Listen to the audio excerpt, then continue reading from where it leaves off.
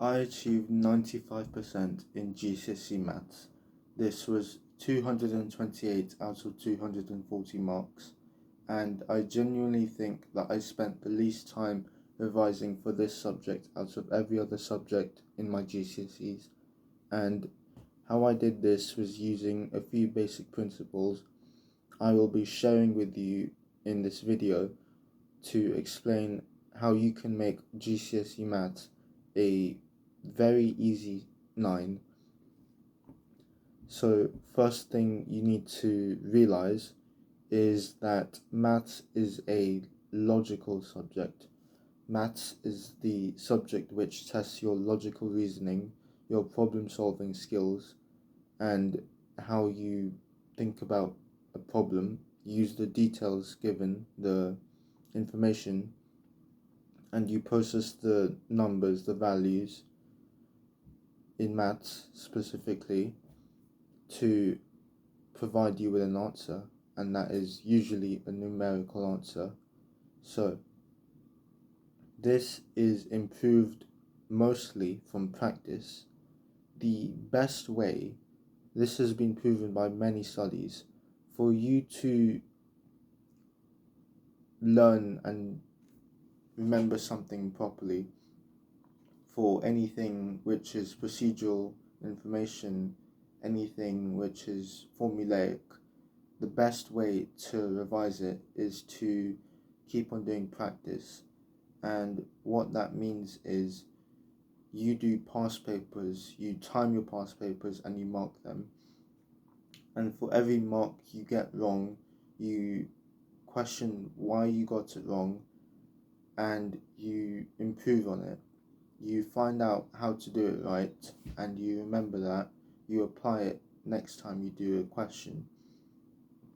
By revising GCSE maths like this, you not only improve, but you improve kind of faster and faster. It's kind of an exponential increase in your improvement because you become used to revising and therefore you do it much faster.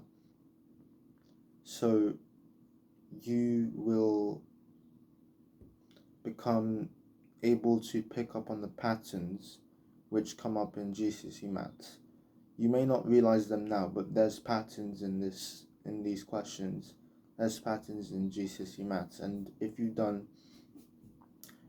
looked at 5 or 10 past papers, for example, you will know, those who have seen this will know that there are patterns in GCSE maths and you can pick up on them quite quickly after having done a large amount of GCSE past papers. So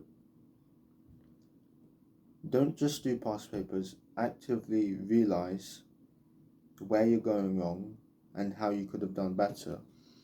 The best thing to do, some advice I can give you based on just doing well in maths in general, is you have to think outside of the box sometimes, or you have to think in a very logical way, as I've explained.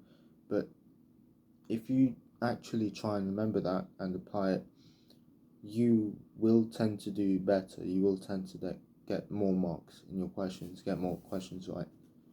If you are finding this advice useful, I have a program in the link below for achieving all 9s in every subject called Grade 9 Mastery. Join that if you're finding this useful. Coming back to the video, noticing these patterns is helpful because most of the time taken in a question for GCSE maths is actually in trying to find a method in your mind. Now, if you do past papers again and again and again, you will realize these patterns. You will know exactly what methods are used for the exact type of question you're doing. and you'll reach a point where you don't even have to think of the method. Your hand and your brain just starts doing the question without having to pause and think of how to do it. And this is how you become so much faster in GCSE maths.